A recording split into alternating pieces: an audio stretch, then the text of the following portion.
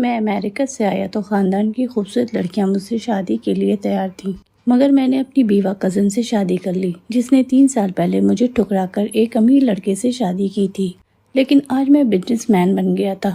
میں نے بدلہ لینے کے لیے نکاح کیا اور پہلی رات ہی اس کا ہاتھ پکڑ کر اس کے باپ کے گھر لے گیا۔ پیسوں کی ایک گڈی اس کے منہ پر ماری اور کہا، تم ایک طوائف ہو۔ میرے اندر کی آگ ٹھنڈی ہوئی تو میں واپس آ گیا۔ اس نے روتے ہوئے مجھے ایک کاغذ پکڑایا تھا۔ گھر آ کر میں نے وہ کاغذ کھولا اور دیکھا تو میرا دل پھٹ گیا، کیونکہ یہ اس کی شادی کی پہلی رات تھی۔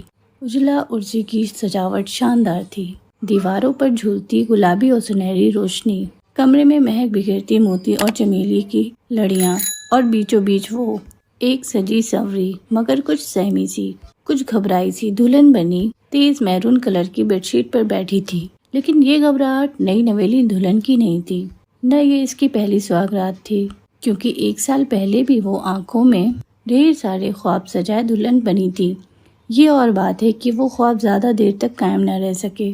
وہ صرف 1 سال ہی سہاگن رہی اور پھر بیوہ ہو گئی۔ اسے لگا جیسے زندگی وہیں تھم گئی تھی۔ خاندان بھر میں اس کے بدقسمتی کے چرچے ہونے لگے، مگر قسمت کا چکر دیکھیں کہ وہ ایک بار پھر دلہن بنی، وہ بھی بالکل کنوارے مرد کی، جس کے بارے میں خود اس کی تائی جان نے منہ بھر کر کہا تھا کہ اس بیوہ کو کون بیاہے گا۔ یہاں تو ماں باپ کے سینوں پر مونگ ڈالنے ابھی کنواریاں لڑکیاں بیٹھی ہیں، مگر پھر دنیا گواہ بنی۔ تائی جان ہی اسے اپنے بیٹے کی ضد پر بہو بنا کر لے گئی، اور آج وہ ان کے بیٹے کے کمرے میں بلا شرکت غیر سے پورے حق کے ساتھ دلہن کا سرخ جوڑا پہن کر داخل ہوئی تھی، اور اب انتہائی بے قراری کے ساتھ یزدان کا انتظار کر رہی تھی، جس نے کبھی انتہائی غرور اور پورے مان کے ساتھ اس سے نکاح کی خواہش کا اظہار کیا، مگر اس نے انکار کر دیا۔ یزدان، اس کا تایا زاد کزن، جس کی محبت کو اس نے ٹھکرا کر اس کی انا کو مجروح کر کے اپنے کلاس فیلو ساحل سے شادی کی تھی،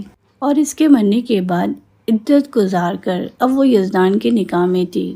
یہ سوچ سوچ کر ہی اس کا دل تیزی سے دھڑکنے لگا کہ یزدان واقعی اس سے شدید محبت کرتا ہے، تبھی اس کی شادی ہو جانے کے باوجود اس نے شادی نہ کی، حالانکہ خاندان بھر کی کنواری لڑکیاں اس سے شادی کے لیے مری جا رہی تھیں۔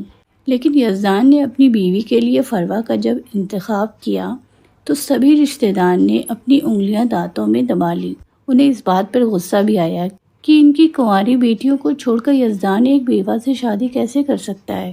یہ بات ان سب کو جہاں سمجھ میں نہیں آ رہی تھی، وہاں ان کی تائی جان بھی انگاروں پر لوٹ رہی تھی۔ ان کی دلی خواہش تھی کہ وہ اپنی بھتیجی کو یزدان کے لیے بیاہ کر لائیں، مگر یزدان کے فیصلے نے تو سب کے ارمانوں پر پانی پھیر دیا تھا۔ فروا کو اس کی بیوگی کے دوران خاندان والوں نے سبز قدم کا خطاب دیا تھا۔ وہاں پر اب اسے جادوگرنی بھی کہا جانے لگا کہ ضرور اس نے کچھ نہ کچھ گھول کر یزدان کو پلا دیا ہے، جو اس کی محبت میں اتنا پاگل ہو چکا ہے کہ ایک ایسی لڑکی کو اپنا جیون ساتھی بنانے جا رہا ہے جو نہ صرف بیوہ ہو چکی ہے بلکہ اس کی محبت کو بھی ٹھکرا کر ایک امیر لڑکے کا انتخاب کر گئی۔ مگر یزدان نے ان تمام کڑوی کسیلی باتوں کو ایک کان سے سن کر دوسرے کان سے نکال دیا، اور اب یزدان کی محبت کا پاگل پن کا تصور کر کے فروا پر ایک عجیب سی بے خودی طاری ہو گئی۔ آنکھوں میں یزدان کی محبت کا نشہ ہلکورے لینے لگا، شرم سے اس کی پلکیں لرزنے لگیں۔ وہ مرد جس کی مردانگی اور وجاہت کا چرچا صرف رشتہ داروں میں ہی نہیں تھا، بلکہ جو بھی اسے ایک نظر دیکھ لیتا ٹھٹک کر رک جاتا۔ اونچا لمبا قد جیسے قدرت نے فرصت میں تراشا ہو، 6 فٹ سے کچھ اونچا، چوڑے کندھے، مضبوط بازو جیسے کسی جنگجو کا جسم ہو۔ وہ اپنی شرٹ کا بٹن ہمیشہ کھلا رکھتا تھا، جس سے جھانکتا اس کا چوڑا سینہ دیکھ کر ہی دل مچل مچل سا جاتا تھا، اور بے اختیار اس کے سینے پر سر رکھنے کا جی چاہتا۔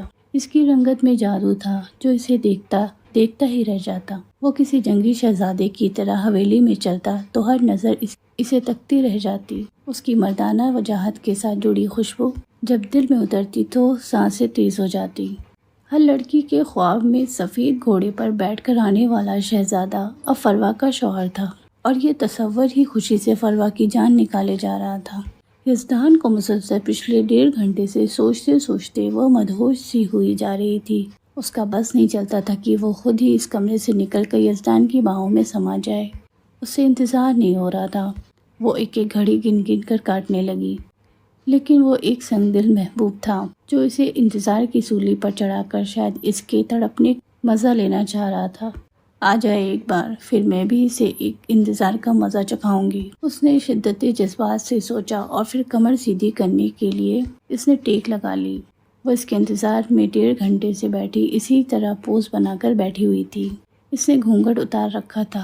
وہ چاہتی تھی کہ یزدان کمرے میں داخل ہو تو اس کے چہرے پر نگاہ پڑتے ہی وہ پاگل ہو جائے، کیونکہ آج اس پر خوب روپ چڑھا تھا۔ اس کی کلائیاں سرخ مہندی تک ڈوبی ہوئی تھیں جس پر یزدان کا نام لکھا تھا، وہ نام جو آج سے اس کی پہچان تھا۔ اس نے ایک نظر اپنی انگلی پر چمکتی ہوئی انگوٹھی کو دیکھا جو نکاح کے وقت یزدان نے اپنے ہاتھوں سے پہنائی تھی۔ وہ لمحہ یاد آتے ہی اس کا دل ایک انجابی سی لذت سے بھر گیا۔ اسے اچانک یزدان کے ہاتھوں کی سخت گرفت یاد آئی تو وہ شرم سے دوہری ہو گئی۔ اسے یزدان کی یہ سختی بالکل بری نہ لگی۔ وہ اس کا لمس محسوس کر کے انگلی میں انگوٹھی کو گھمانے لگی۔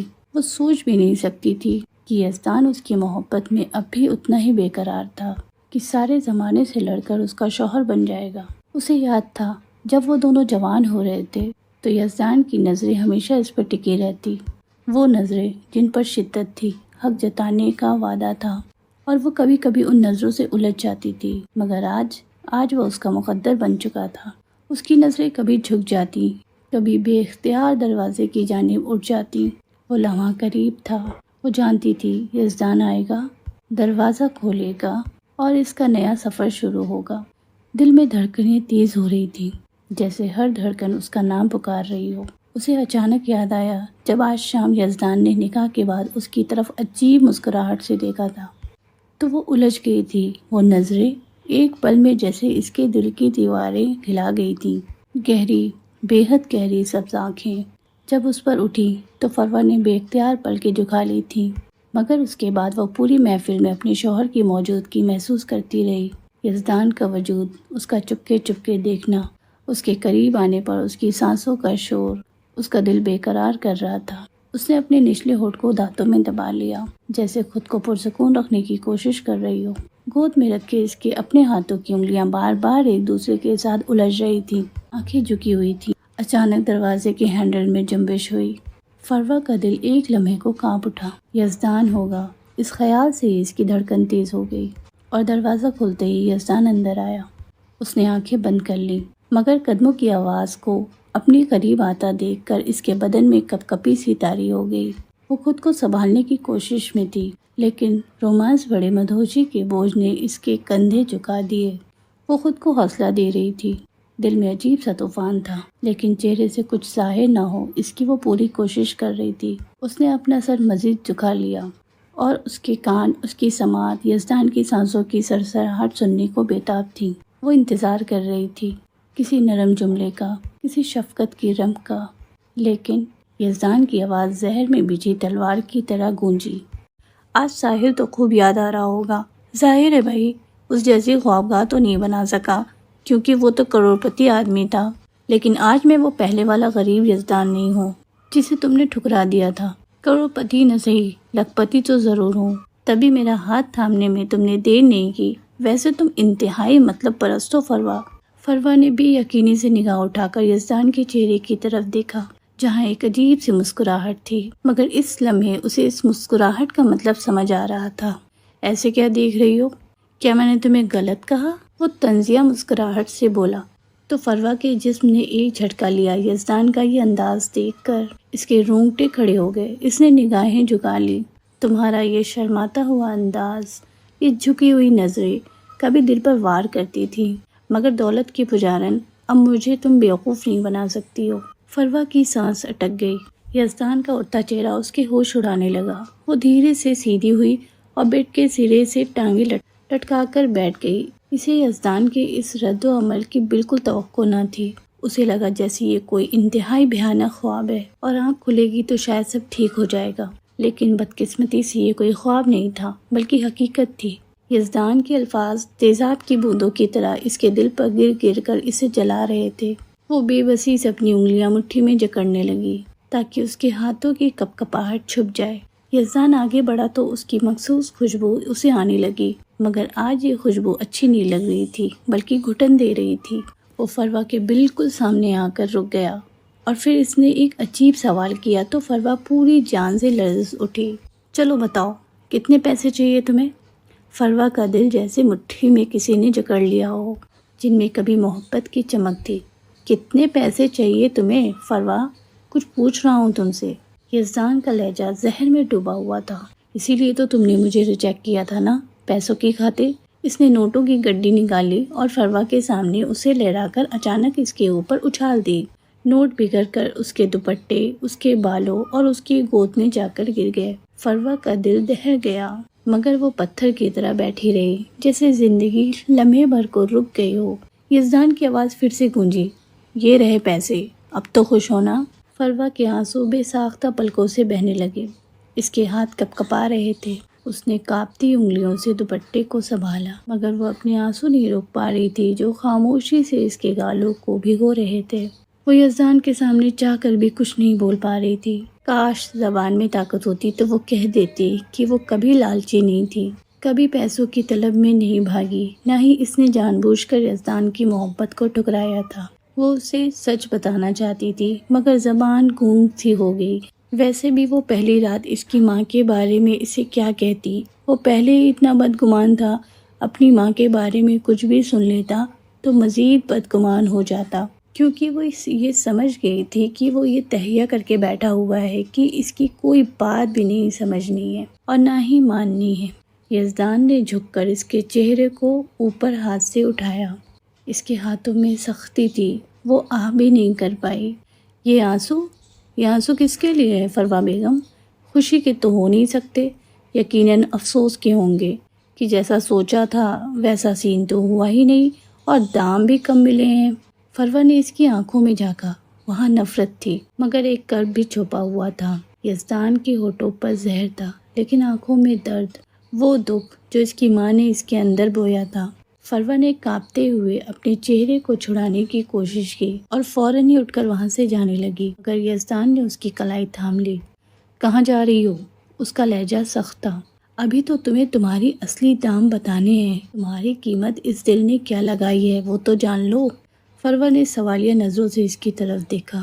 میں تمہیں بیوی کے رشتے میں نہیں دیکھتا فروا۔ یزدان کے الفاظ خنجر بن کر اس کے سینے میں اترے۔ یہ نکاح میں نے کسی ماضی میں دفن محبت کو دوبارہ حاصل کرنے کے لیے نہیں کیا، بلکہ تم سے بدلہ لینا تھا، اور اس کا یہی طریقہ مجھے نظر آیا، اور دیکھو میں جیت گیا اور تم میرے فریب میں آ گئی۔ وہ کسی دیوانی کی طرح ہنسنے لگا۔ تم نے کیا سوچا تھا کہ پھر سے تمہیں ایک لکھپتی آدمی مسیر آ گیا ہے جس کے ذریعے تم اپنی منچاہی خواہشات کو پورا کرو گی؟ تو یہ تمہاری خام خیالی ہے۔ آج سے بھول جاؤ اپنے تمام عیش و عشرت کو، اور سب سے بڑھ کر یہ بات اپنے ذہن میں بٹھا لو کہ تم میری بیوی نہیں بلکہ ایک طوائف ہو۔ طوائف۔ فروا کے منہ سے یہ لفظ ٹوٹ ٹوٹ کر نکلے۔ یہ کیسی باتیں کر رہے ہیں؟ ہمارا نکاح ہوا ہے اور اس حساب سے میں آپ کی بیوی ہوں، کوئی طوائف نہیں۔ ہوش میں آئیں، آپ مجھے طوائف کی حیثیت دے ہی کیسے سکتے ہیں؟ جیسی اوقات ہے ویسی ہی حیثیت دوں گا نا میڈم صاحبہ۔ جس طرح ایک طوائف جب دل خوش کرتی ہے تو پیسے لیتی ہے، بالکل ویسے ہی جب تم مجھے خوش کرو گی تو تمہیں بھی رقم ادا کی جائے گی۔ یہ سن کر فروا کا جسم لرز اٹھا، پھر نہ جانے کہاں سے حوصلہ آیا کہ اس کے کانپتے ہاتھ اٹھے اور ایک زوردار تھپڑ یزدان کے چہرے پر جا پڑا اور کمرے میں خاموشی چھا گئی۔ اب ان دونوں کی صرف سانسوں کی آوازیں گونج رہی تھی۔ یزدان نے آہستگی سے گال پر ہاتھ رکھ کر بے یقینی سے فروا کی طرف دیکھا، پھر اپنا ہاتھ چہرے سے ہٹا کر اپنی گردن کو دائیں بائیں جھٹکا دیا۔ اس کی آنکھوں میں اس قدر آگ جیسی تپش تھی کہ فروا 2 قدم پیچھے ہٹی، اس کی سانسیں پھولی ہوئی تھیں۔ میں طوائف نہیں ہوں یزدان، اگر تم مجھے اس نیت سے بیاہ کر لائے ہو تو یاد رکھو تم اپنے اور میرے رشتے کی غلط بنیاد ڈال رہے ہو۔ وہ چیخ کر بولی، مگر یزدان کو دیکھ کر ایسا لگ نہیں رہا تھا کہ وہ اس کی بات سن رہا ہے۔ اس کی آنکھیں یزدان کے چہرے پر جمی ہوئی تھیں جہاں تھپڑ کا نشان نظر آ رہا تھا، مگر یزدان کی گہری سبز آنکھیں سرخ ہو گئی تھیں۔ وہ پلک جھپکانا بھول گئی تھی۔ یہ میں نے کیا کر دیا؟ اسے پچھتاوا سا ہونے لگا کہ بیٹھے بیٹھائے آخر یہ کیا بن گیا۔ اس کے دل میں اچانک یہ خیال آیا کہ مجھے معذرت کر لینی چاہیے۔ اس سے پہلے کہ وہ اس کی طرف بڑھتی، یزدان کے ہاتھوں کی سخت گرفت اسے اپنے بازوؤں پر محسوس ہوئی۔ اس سے پہلے کہ وہ کچھ سمجھتی، یزدان اسے کھینچتا ہوا دروازے کی طرف لے جانے لگا تو وہ جیسے ہوش میں آ گئی۔ یا آخر مجھے کمرے سے باہر کیوں نکال رہا ہے؟ گھر مہمانوں سے بھرا ہوا ہے، ایسے میں اگر اس حال میں کمرے سے باہر آئی اور اگر کسی نے دیکھ لیا تو کیا ہوگا؟ یہ سوچتے ہی اس نے مزاحمت کی اور راستے میں آنے والے صوفے کو پکڑنے کی کوشش کی، مگر یزدان کسی آندھی طوفان کی طرح اسے اپنے ساتھ بہاتا ہوا دروازے تک لے گیا تو وہ ایک دم چیخ کر بولی، چھوڑو مجھے یزدان، کیا کر رہے ہو؟ کہاں لے جا رہے ہو؟ اس کے لب کپ کپائے، آواز شرمندگی اور خوف میں ڈوبی ہوئی تھی، مگر یزدان تو جیسے آگ بگولا تھا۔ وہ اسے کھینچتا ہوا دروازے سے باہر لے آیا، مگر ایک لفظ بھی اس نے منہ سے ادا نہ کیا۔ فروا اس کے تیز تیز قدموں کے ساتھ ساتھ گھسیٹتی چلی جا رہی تھی۔ اس کا بازو یزدان کی سخت گرفت میں درد سے سن ہو چکا تھا۔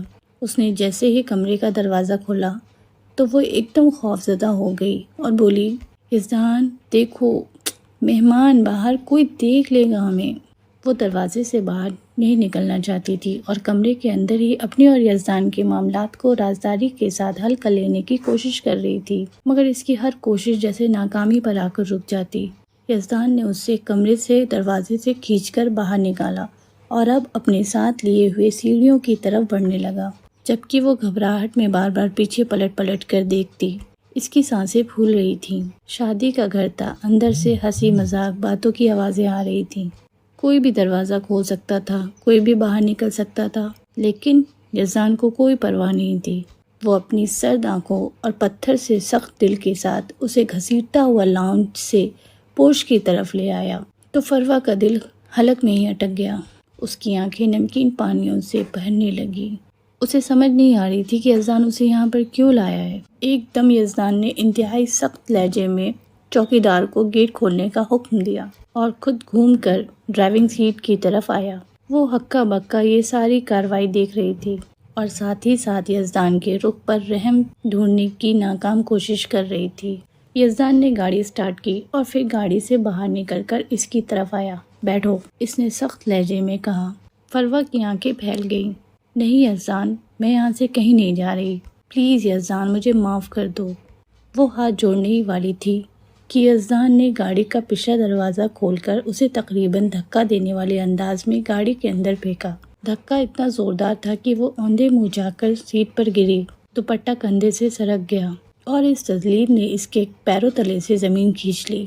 یزدان نے اس کی سائیڈ کا دروازہ زوردار انداز میں بند کیا اور اگلی سیٹ پر آ کر بیٹھ گیا۔ چوکیدار انہی کی طرف دیکھ رہا تھا۔ یہ دیکھ کر فروا مارے گھبراہٹ اور شرم کے خون کے گھونٹ پی کر رہ گئی۔ یزدان، اس وقت مجھے کہاں لے کر جا رہے ہو؟ وہ پوچھے بنا نہ رہ سکی۔ اس کے دل میں خوفناک اندیشے کلبلانے لگے، مگر یزدان کو ایک چپ سی لگ گئی تھی۔ اسے لگ رہا تھا جیسے وہ کسی دیوار سے بات کر رہی ہو۔ پھر وہ اونچا اونچا رونے لگی، مگر یزدان نے ایک بار بھی پیچھے مڑ کر نہیں دیکھا۔ وہ اب کانپ رہی تھی۔ اس کے دل کی حالت ویسی تھی جیسے کوئی اندھا کنویں کے کنارے کھڑا ہو اور نیچے گرنے کا خوف دل میں ہو۔ وہ پلٹ کر بار بار پورچ کے مین دروازے کو تکتی، شاید اس کی ساس باہر آ کر مداخلت کرے اور شاید یزدان رک جائے، مگر اس کی تمام امیدیں دم توڑ گئیں جب یزدان نے گاڑی گیٹ سے باہر نکالی۔ فروا کی آنکھیں سامنے دیکھ رہی تھیں، لیکن ذہن اندھیرے میں ڈوب چکا تھا۔ وہ ساکت بیٹھی تھی، اس کے کانوں میں یزدان کا طنز، اس کی حقارت گونج رہی تھی۔ یہ وہی شخص تھا جس کی محبت پر کبھی وہ یقین کرتی تھی، مگر اب وہ وہی شخص اسے تانے دے رہا تھا، دھکے دے رہا تھا اور نہ جانے کہاں لے جا رہا تھا۔ گاڑی کے باہر کے منظر تیزی سے بھاگ رہے تھے، لیکن اس کا دماغ اس قدر معاف ہو چکا تھا کہ اسے کچھ بھی سمجھ نہیں آ رہی تھی کہ رات کے پچھلے پہر، شادی کی پہلی رات، اس کا خاوند اسے روڈ پر کیوں لے آیا۔ لیکن جب گاڑی نے بریک لگائی تو وہ چونکی۔ گیٹ پر نگاہ پڑتے ہی اس کی آنکھیں پھیل گئیں، کیونکہ یہ اس کے اپنے ابا کا گھر تھا، جہاں سے وہ ابھی کچھ گھنٹوں پہلے ہی رخصت ہوئی تھی۔ گاڑی کی ہیڈ لائٹ میں اس کا رنگ برنگی کمکمیوں سے سجا ہوا گھر صاف دکھائی دے رہا تھا۔ گھر کے اندر سے ابھی تک مہمانوں کے بولنے اور کہکہوں کی آوازیں آ رہی تھیں۔ وہ غائب دماغی سے اپنے گھر کو دیکھنے لگی، لیکن اسے سمجھ نہیں آ رہی تھی کہ یزدان اسے اس کے گھر کیوں لے کر آیا ہے۔ وہ ابھی اسی مخمصے میں تھی کہ یزدان نے گاڑی کا دروازہ کھولا۔ اترو۔ اس کا لہجہ کٹھور تھا۔ فروا نے سر گھما کر اسے غائب دماغی سے دیکھا، جیسے سمجھ نہ آئی ہو۔ یزدان، مجھے یہاں کیوں لائے ہو؟ اس کا دل بیٹھ گیا تھا۔ یزدان نے ایک پل اس کی آنکھوں میں دیکھا تو اس کا اپنا دل ڈوب سا گیا، مگر جلدی خود کو سنبھالتے ہوئے وہ سختی سے بولا، اتر جاؤ فروا، یہی تمہاری جگہ ہے۔ وہ ساکت رہ گئی، ہاتھ بے جان ہو گئے۔ پہلے دن کی دلہن پھر سے اپنے والدین کی دہلیز پر، اس کا بدن جیسے سن سا ہو گیا تھا۔ فروا نے بمشکل قدم زمین پر رکھے تو اسے لگا جیسے وہ زمین پر دھس سی جائے گی۔ وہ ابھی ڈھنگ سے کھڑی بھی نہ ہو پائی تھی کہ یزدان نے گاڑی زن سے آگے بڑھا دی۔ اب وہ اپنے امی ابا کے گھر کے بالکل سامنے کھڑی تھی، تن تنہا، اور یزدان جا چکا تھا۔ گلی کے دونوں طرف اندھیرا تھا، پر اس کا گھر ابھی بھی جگمگا رہا تھا۔ ایسا لگ رہا تھا جیسے کسی دلہن کی طرح مانگ میں ابھی ابھی ستارے سجے ہوں۔ وہ دروازے تک پہنچی، ہاتھ کانپتے ہوئے دروازے پر رکھا۔ دستک دینے ہی والی تھی کہ رک گئی۔ کیسے واپس جائے گی؟ کیا کہے گی ماں باپ سے؟ کیا بتائے گی بھائی بہنوں کو، مہمانوں کو؟ لوگ پوچھیں گے، ارے کیا ہوا، دلہن واپس کیوں آ گئی؟ کیا ہوا، سہاگ رات کو کیوں نکال دیا؟ فروا کا دل چاہا وہیں زمین پھٹ جائے اور وہ سما جائے۔ پلکوں سے آنسو بہنے لگے۔ ہاتھ پیچھے ہٹایا، پھر دوبارہ بڑھایا، مگر دروازے پر دستک بھی نہیں جا رہی تھی۔ وہ صرف دیوار کے سہارے کھڑی رہی۔ اس کی ریڑھ کی ہڈی میں سرد لہر دوڑ رہی تھی۔ ہر یاد، ہر لفظ، ہر خواب ٹوٹ کر بکھر چکا تھا۔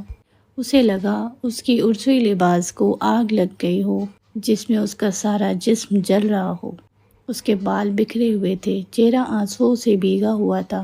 وہ جو اس دن سب کے سامنے یزدان کی دلہن بنی تھی، آج سوائے بدنامی کا داغ لیے واپس وہیں کھڑی تھی جہاں سے چلی تھی۔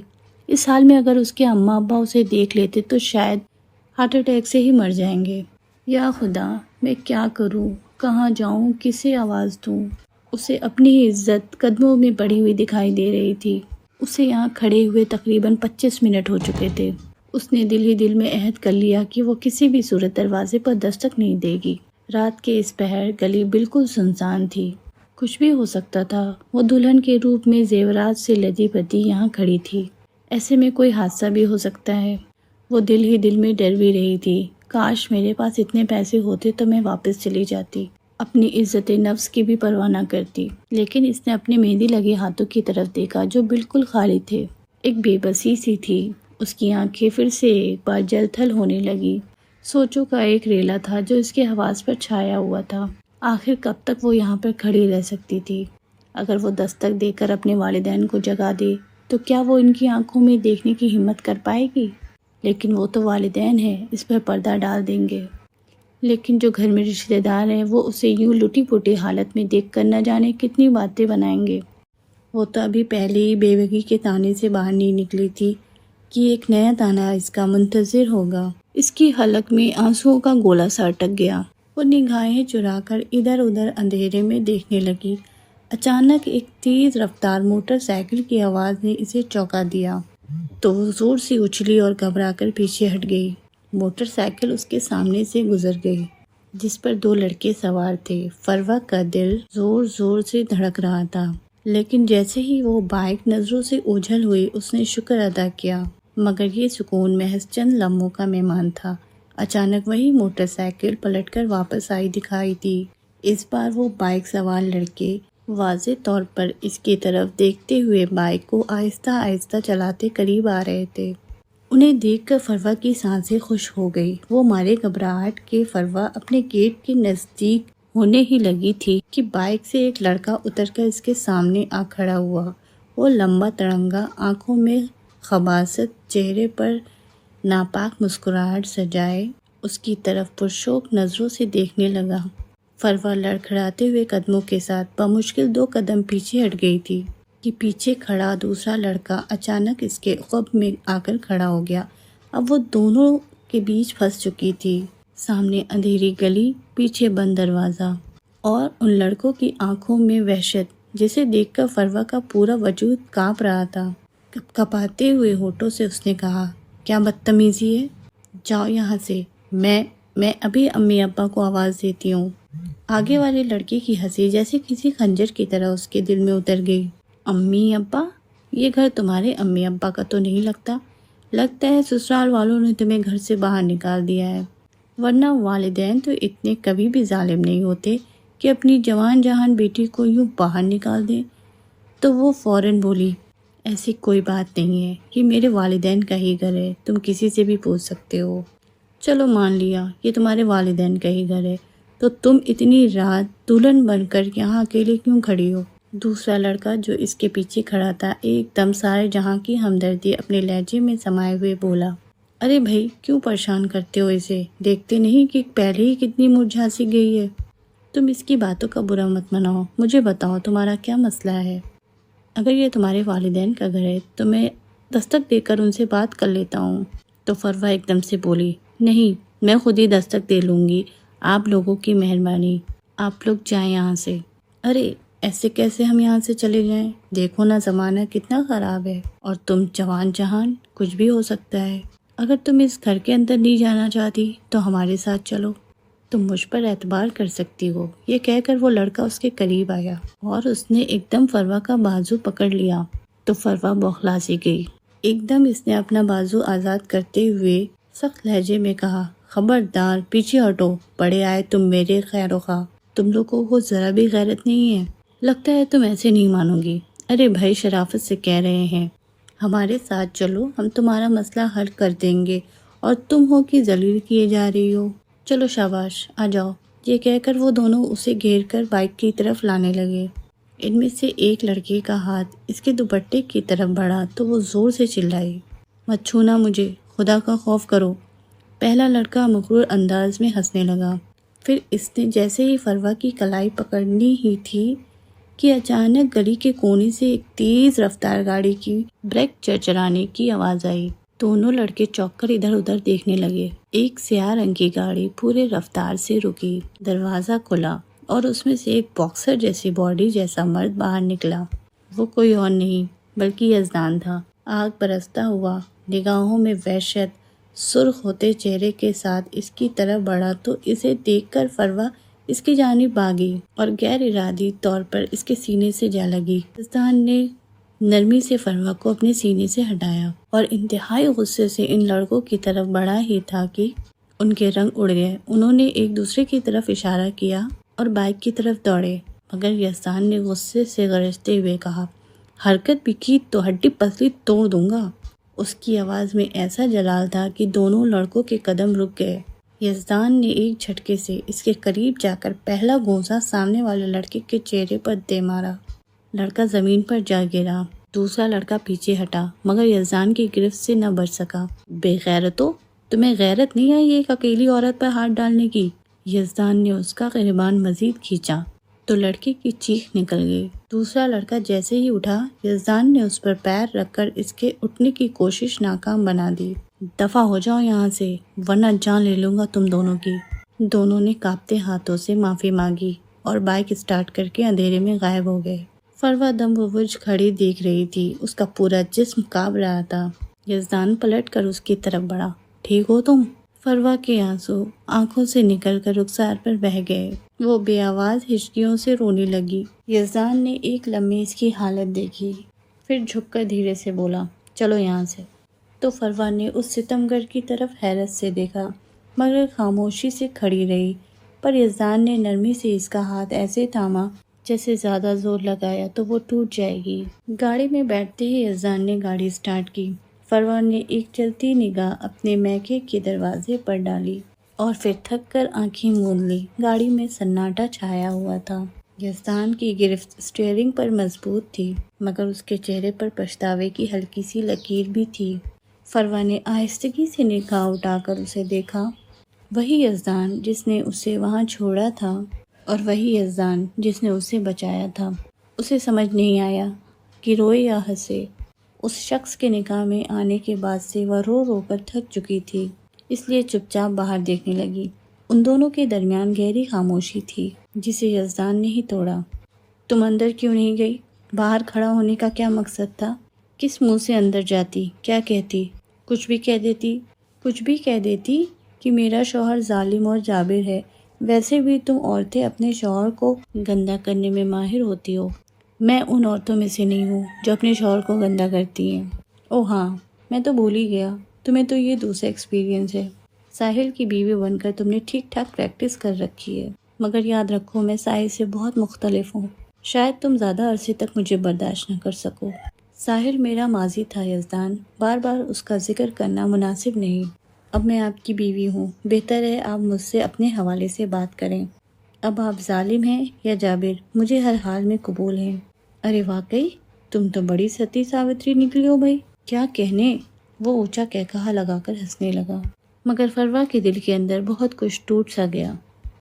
گاڑی پورچ میں رکی تو فروا کا دل بے اختیار تیزی سے دھڑکنے لگا۔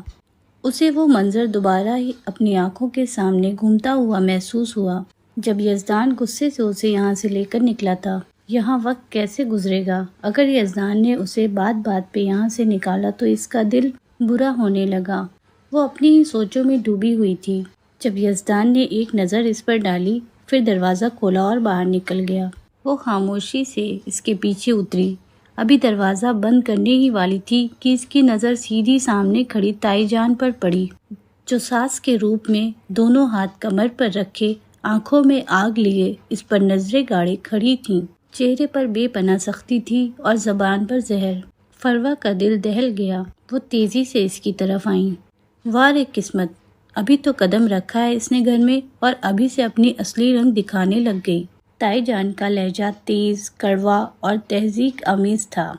پہلی رات ہی دلہن کی یہ لچھڑ، تمہارے علاوہ کسی کے نہ دیکھے نہ سنے، تمہارے انہی لچھڑ نے تمہارا پہلا شوہر کھا لیا، اب کیا میرے بیٹے کو بھی نقصان پہنچانے پر تلی ہو؟ ہائے، کیا آگ لگی تھی تمہیں ایسی جو رات کے یہ پہر زیورات میں لدی بندی سڑکوں پر آوارہ گردی کر رہی ہو؟ فروا کا چہرہ ایک دم سے سفید پڑ گیا۔ وہ تائی جان کو تکنے لگی، آنکھوں میں حیرت، دکھ اور بے یقینی کا عکس تھا۔ اس کی حلق میں جیسے الفاظ ہی اٹک گئے۔ تائی جان کی نظریں اب اس کے زیورات پر جا ٹکی، اور یہ زیورات اتار کر رکھ دو اور خبردار آئندہ باہر پہن کر گئی، بڑے مہنگے بنے ہیں، لیکن تم کیا جانو، تمہیں تو آسانی سے مل گئے۔ فروا کی آنکھیں ایک دم بھیگ گئیں، اس نے لب کھولنے چاہے مگر ایک گھٹی ہوئی سسکی کے سوا کچھ نہ نکل سکا۔ وہ چاہتی تھی کہ بتا دے کہ یزدان نے خود دھکے دے کر اسے نکالا تھا، وہ خود اسے چھوڑ کر گیا تھا۔ اس گھر میں آتے ہی اس کے بیٹے کے ہاتھوں کیا کچھ جھیل چکی ہے، وہ کہہ نہ پائی، الفاظ زبان پر آ کر رک گئے۔ پھر وہ ہمت کر کے بولنے ہی والی تھی کہ اچانک یزدان کی آواز گونجی، او امی، کیا ہو گیا ہے آپ کو؟ نئی نویلی دلہن ہے، ایسے چوچلے کرنے پڑتے ہیں پہلے دن۔ اس کا لہجہ معمولی سا طنزیہ تھا۔ 1-2 دن کا شوق ہے، کرنے دو، پھر ہم اپنی لائن پر لے آئیں گے، فکر نہ کریں آپ جا کر آرام کریں۔ تائی جان نے یزدان کی بات پر ناک سکیڑی، پھر ایک کڑی نظر فروا پر ڈالی۔ دیکھ لینا یزدان، میں نے تمہیں پہلے ہی کہا تھا یہ لڑکی منحوس ہے۔ یہ کہہ کر وہ تیزی سے مڑی اور چپل گھسیٹتے ہوئے اندر چلی گئی، مگر فروا ایک قدم بھی نہ ہلا سکی۔ اس کی آنکھیں یزدان پر جم گئی، جیسے پوچھ رہی ہوں یہ سب کیوں کیا، لیکن یزدان نے اس کی طرف دیکھا تک نہیں۔ گاڑی لاک کی اور بڑی بے پرواہی کے ساتھ وہ سیدھا اندر چلا گیا، جبکہ وہ کھڑی کی کھڑی رہ گئی۔ اسے لگا جیسے زمین اس کے پیروں تلے سے کھسک رہی ہو۔ ایسی اجنبیت، ایسی ذلت اسے برداشت ہی نہیں ہو رہی تھی۔ وہ جانتی تھی اب اسے اپنے کمرے میں خود جانا ہوگا۔ یزدان تو جیسے بھول ہی گیا تھا کہ وہ اس کے ساتھ آیا تھا۔ پھر وہ اپنے لہنگے کو ذرا سا اوپر اٹھا کر آہستہ آہستہ قدم اٹھاتے ہوئے اندر کی جانب بڑھی۔ ہر قدم پر جیسے یادیں کانوں میں سرگوشیاں کر رہی تھیں۔ یہ وہی گھر ہے جہاں کبھی خوشی کا تصور تھا، اور آج یہاں وحشت کے علاوہ اسے کچھ بھی محسوس نہیں ہو رہا تھا۔ سیڑھیاں چڑھتے ہوئے اس کا دل دھڑک رہا تھا۔ بالآخر وہ اپنے کمرے کے دروازے تک پہنچی۔ دروازہ ہلکا کھلا ہوا تھا۔ اس نے دھیرے سے دھکا دیا اور اندر داخل ہو گئی تو اس کی نظریں سیدھی بیڈ پر پڑی۔ وہاں یزدان نیم زراز تھا، ایک بازو سر کے نیچے رکھے، آنکھیں بند کیے، اس کا رہا چہرہ سپاٹ تھا۔ جذبات سے آری وہ ایک لمحے کو رکی۔ اس نے جی بھر کے یزدان کو دیکھا، پھر نظریں چرا لی۔ دل میں عجیب سا بوجھ آن پڑا تھا۔ وہ یہ نہیں سمجھ پا رہی تھی کہ وہ شخص تھوڑی دیر پہلے اس پر گرج رہا تھا، اسے دھتکار رہا تھا، اب یوں چپ چاپ اسے پھر سے کیوں لے آیا تھا۔ وہ خاموشی سے آئینے کے سامنے جا کر کھڑی ہو گئی، ہاتھ کپ کپا رہے تھے۔ زیورات اتارتے ہوئے اس کے کانوں میں درد ہوا، جیسے سونے کی بالیاں ہی اس کا دکھ کا بوجھ لیے ہوئے تھیں۔ پھر اس نے اپنا سرخ دوپٹہ اتار دیا۔ کچھ لمحے گزرے تو اس نے وارڈروب کھولی اور ہلکا سا کاٹن کا سوٹ نکالا۔ وہ سوچ بھی نہیں سکتی تھی کہ یزدان کی موجودگی میں کپڑے بدل سکے گی، مگر اب اور کوئی چارہ بھی نہیں تھا۔ یزدان سو رہا تھا یا پھر وہ شاید ایسا ظاہر کر رہا تھا۔ اسے کچھ سمجھ نہ لگی۔ اس نے بے حد احتیاط سے اپنا عروسی لباس اتارا اور شلوار قمیض پہن لی۔ لباس تبدیل کرنے کے بعد اس نے گہری سانس لی، بیڈ سے تکیہ اٹھایا اور صوفے کی طرف بڑھ گئی۔ ابھی وہ صوفے پر تکیہ رکھ ہی رہی تھی کہ یزدان کی آواز گونجی، ادھر آؤ۔ وہ ٹھٹک سی گئی، پلٹ کر دیکھا تو یزدان اس کی طرف دیکھ رہا تھا۔ بیڈ پر لیٹو، وہ دبنگ لہجے میں بولا تو فروا کے دل کی دھڑکن رک سی گئی۔ میں یہیں ٹھیک ہوں، وہ دھیرے سے بولی، نظریں جھکائے۔ اسے دیکھ کر یزدان کے چہرے پر ایک سایہ سا آ کر گزرا اور پھر وہ تکیہ اٹھا کر صوفے پر آ کر لیٹ گیا تو ناچارہ اسے بیڈ پر جانا پڑا۔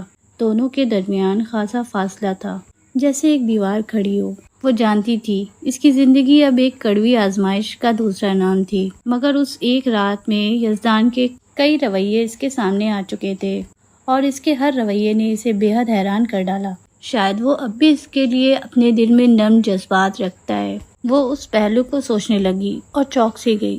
کیا وہ خود بھی اس کمرے میں اس شخص سے اور اس نئے تعلق کو تسلیم کرنے لگی ہے، یا یہ محض اس کا دلی فطور تھا جو اتنا کچھ ہونے کے باوجود یزدان کے لیے دھڑک رہا تھا؟ وہ سمجھ نہ پائی، لیکن فروا کا ہر دن سسرال میں مشکل ترین دن ہوتا۔ اس کی تائی جان ایک روایتی ساس کا رول بخوبی نبھا رہی تھی۔ اس کے ہر کام میں سے عیب نکالنا تو اس کا فرض تھا، بلکہ زیادہ تکلیف دہ بات تو فروا کے لیے یہ تھی کہ وہ اس پر شک بھی کرتی تھی۔ انہوں نے یزدان کے کان کئی بار بھرے کہ یہ گھر کے نوکروں سے ہنس ہنس کر بات کرتی ہے۔ گھر میں اگر کوئی مہمان آ جاتا، خاص کر یزدان کا کوئی دوست، تو وہ بجائے نوکروں کے ہاتھ چائے بھجوانے کے فروا کے ہاتھ سے چائے بھجواتی۔ وہ ایسا جان بوجھ کر کرتی تاکہ وہ یزدان کے دل سے اتر جائے۔ انہیں لگتا تھا کہ وہ بہت جلد فروا کو طلاق دلوا دیں گی، مگر دور دور تک انہیں ایسا ہوتا ہوا دکھائی نہ دیا تو وہ شدید پریشان رہنے لگیں۔ انہی دنوں یزدان کا کاروبار بری طرح سے ڈوبنے لگا اور وہ کوئی کوئی کو محتاج ہو گیا۔ یزدان کو ایک فکر تو اپنے کاروبار کی تھی، تو دوسری طرف اسے یہ بھی فکر ستانے لگی کہ کہیں فروا اسے چھوڑ کر نہ چلی جائے، کیونکہ اس کے دل و دماغ میں یہ بات بیٹھی ہوئی تھی کہ فروا کو صرف پیسوں سے عشق ہے۔ یہ سوچ سوچ کر وہ بری طرح سے بیمار ہو گیا۔ اس کا سارا سرمایہ ڈوب گیا۔ اب اس کے پاس اتنے پیسے نہیں تھے کہ وہ نوکروں کو بروقت تنخواہ دے سکے، لہٰذا نوکروں کو فارغ کر دیا۔ اب سارا کام فروا کے کندھوں پر آ گیا۔ ایسے میں تائی جان فروا کے منہ پر ہی اسے منحوس کہنے لگی اور انہوں نے یزدان سے بھی کہا کہ یہ لڑکی تمہیں برباد کر دے گی، اسے فوراً طلاق دے دو۔ فروا ایک تو اپنے خاوند کی بیماری کی وجہ سے پریشان، تو دوسری طرف وہ اپنی ساس کے طعنوں سے دل باستہ ہونے لگی، مگر وہ خاموشی اور صبر سے کام لیتی۔ یزدان ان حالات سے نکلنے کے لیے تیزی سے ہاتھ پاؤں مار رہا تھا۔ اس مشکل گھڑی میں اس نے اپنے بھائی بہن سے مدد کی اپیل کی، مگر وہ اس مشکل گھڑی میں یزدان کے بالکل کام نہ آئے، بلکہ انہوں نے تو یزدان سے ملنا جلنا ہی چھوڑ دیا۔ پھر اس کی اپنی ماں یزدان کو اس حال میں اکیلا چھوڑ کر چلی گئی، یہ کہہ کر کہ وہ اپنے بڑے بیٹے کے پاس انگلینڈ جا رہی ہیں۔ یزدان اس مشکل گھڑی میں اپنی ماں کے اس سنگ دل رویے کو دیکھ کر مزید ٹوٹ سا گیا۔ اسے لگتا تھا کہ اگر ساری دنیا بھی اسے چھوڑ دے تو بھی اس کی ماں اس کے ساتھ رہے گی۔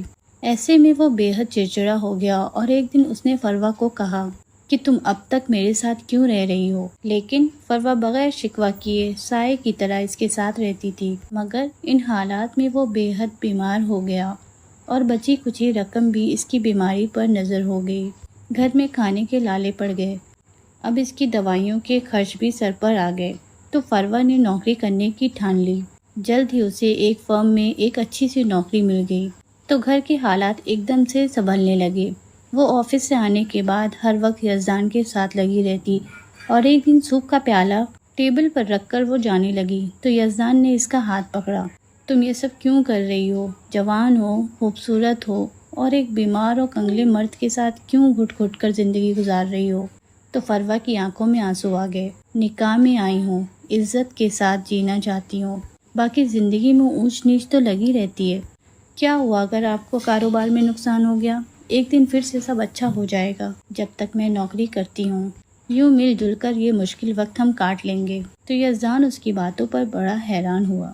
اس کی ماں نے تو اسے یہی کہا تھا کہ یہ لڑکی پیسوں کے پیچھے بھاگتی ہے، اسی لیے اس نے تمہارا رشتہ ٹھکرا کر ایک امیر کبیر لڑکے کا رشتہ قبول کر لیا ہے۔ لیکن اگر وہ سب سچ تھا تو یہ کیا ہے؟ اگر یہ لڑکی پیسے کے پیچھے بھاگنے والی ہوتی تو کب کا مجھے چھوڑ کر جا چکی ہوتی۔ وہ اس کی طرف خاموشی سے دیکھتا رہا، مگر اس کے دل سے کھٹ کر نہ گیا۔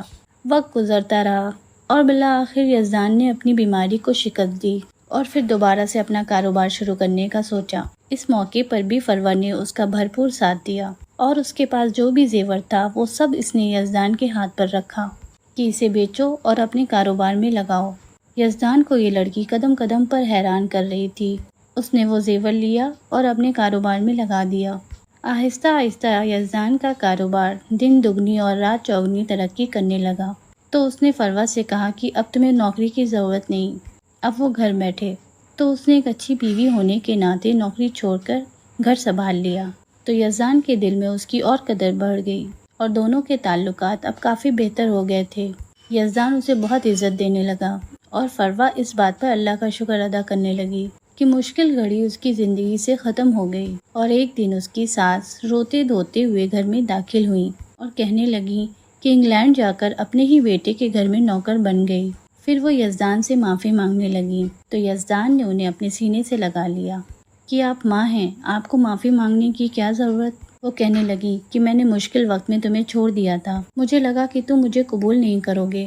تو یزدان نے ہنستے ہوئے کہا، بھلا وہ کوئی بدبخت بیٹا ہی ہوگا جو اپنی ماں کو قبول نہ کرے۔ پھر انہوں نے ڈرتے ڈرتے فروہ کی طرف دیکھا جو اس گھر کے سیاہ سفید کی مالکن دکھائی دیتی تھی۔ وہ فروہ کے پاس آئیں اور اس سے معافی مانگتے ہوئے بولی، میں نے تمہارے خلاف یزدان کو بہت بھڑکایا کیونکہ میں اپنی بھتیجی بیاہ کر لانا چاہتی تھی، اس لیے میں نے تم سے کہا کہ تم یزدان کے رشتے سے انکار کر دو۔ یہی وجہ تھی کہ تمہارے امی ابو نے میری باتیں سن کر تمہاری شادی ساحل سے کر دی، لیکن میں نے یزدان کو یہ بتایا کہ ساحل چونکہ امیر کبیر لڑکا تھا اس لیے فروہ نے ہاں کی۔ اپنی ماں کے انکشاف پر یزدان ہکا بکا رہ گیا، جبکہ فروہ ان کی باتیں سن کر افسوس زدہ ہو گئی۔ وہ ایک دم سے فروہ کے آگے ہاتھ جوڑ کر کھڑی ہو گئی۔ مجھے معاف کر دو بیٹی، میں نے تمہیں سمجھنے میں بہت غلطی کی، تم تو ہیرا ہو، پتہ نہیں کون سی نیکی تھی جو تم مجھے مل گئی، ورنہ آج اگر یہاں یزدان کے گھر کوئی اور لڑکی ہوتی تو میرا یہاں تو داخلہ بند کر دیتی۔ فروہ نے آگے بڑھ کر اپنی ساس کے ہاتھوں کو اپنے ہاتھوں میں لیا اور چوم ڈالا اور پھر آہستہ سے بولی، مائیں اپنی بیٹیوں سے معافی نہیں مانگا کرتی، بس جو ہو چکا اسے بھول جائیں۔ تو یزدان نے نگاہ اٹھا کر فروہ کی طرف دیکھا۔ اتنا کچھ ہو جانے کے باوجود وہ لڑکی اتنے بڑے ظرف کا مظاہرہ کرے گی یہ تو اس نے کبھی سوچا بھی نہیں تھا۔ اس کے دل میں فروہ کی عزت تو پہلے ہی تھی، لیکن آج اسے پہلی بار یہ احساس ہوا کہ فروہ کے لیے اس کی محبت جاگ اٹھی ہے۔ اس نے وار فدکی سے فروہ کی طرف دیکھا جو اس کے یوں دیکھنے پر شرما سی گئی۔ اگر آپ کو ہماری اسٹوری اچھی لگتی ہے تو پلیز اسے لائک کریں اور سبسکرائب کریں۔ اللہ حافظ۔